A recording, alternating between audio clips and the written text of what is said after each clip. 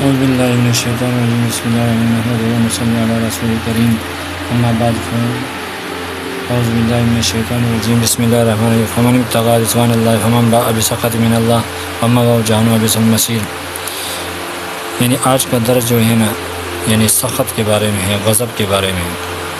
یعنی عربی زبان میں سخط کا لفظ غضب اور ناراضگی کے معنی میں استعمال ہوتا ہے۔ اصطلاح میں اللہ تعالیٰ کی ایسی سخت ناراضگی پر اس کا اطلاق ہوتا ہے جس کی وجہ سے بندہ عذاب کا مستحق ہو جاتا ہے۔ سخط اور غضب میں یہ فرق کیا گیا ہے کہ سخط صرف بڑوں کی طرف سے ہوتا ہے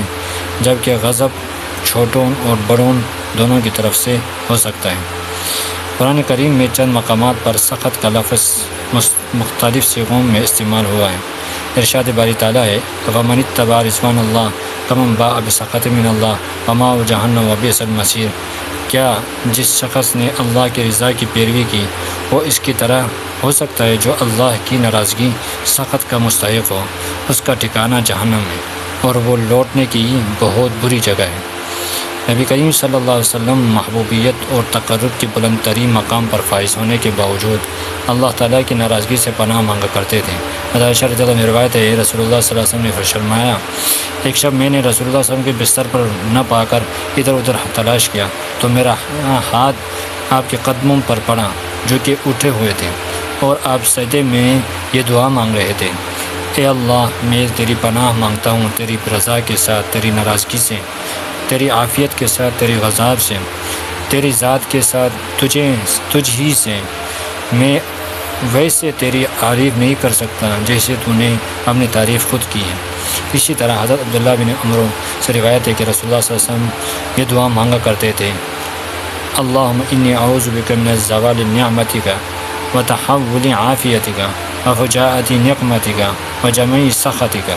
اے اللہ میں تجھے سے پناہ مانگتا ہوں تیری نعمت کے زوال سے، تیری عافیت کے بدل جانے سے، تیری اچانک پکڑ سے، تیری ہر قسم کی ناراضگی سے۔ ان دونوں دعاؤں میں ہم نے جہاں ناراضگی کا لفظ کے ساتھ ترجمہ کیا وہاں آپ صلی اللہ علیہ وسلم نے سخط کا لفظ استعمال فرمایا ہے۔ ایک سچے مسلمان کی نظر میں سب سے زیادہ اہمیت اللہ تعالیٰ کی رضا کو حاصل ہے اور سب سے زیادہ مہلک اور خطرناک چیز اللہ تعالیٰ کی ناراضگی ہے۔ اس کی نظر میں اللہ تعالیٰ کے ناراض کرنے کے مقابلے میں ساری دنیا کی ناراض کرنا آسان ہے، خواہ اس کے قلبی دوست، قریبی رشتہ دار اور صاحب اختیار حکمران اور وڈیرے ہی کیوں نہ ہوں۔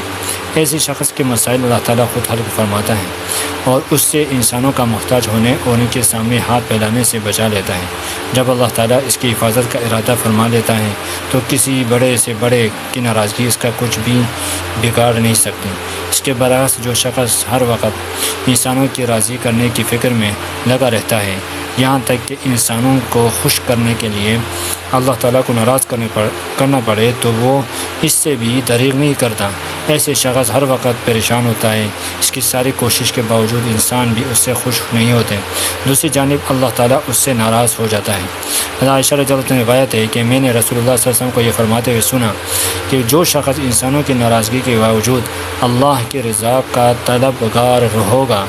اس سے اللہ تعالیٰ انسانوں کا محتاج ہونے سے بچا لے گا، اور جو شخص اللہ کو ناراض کر کے انسانوں کو راضی کرنے کی کوشش کرے گا اس سے اللہ انسانوں کے حوالے کر دے گا۔ یوں تو اللہ تعالیٰ کے غضب کو دعوت دینے والے اعمال بہت سارے ہیں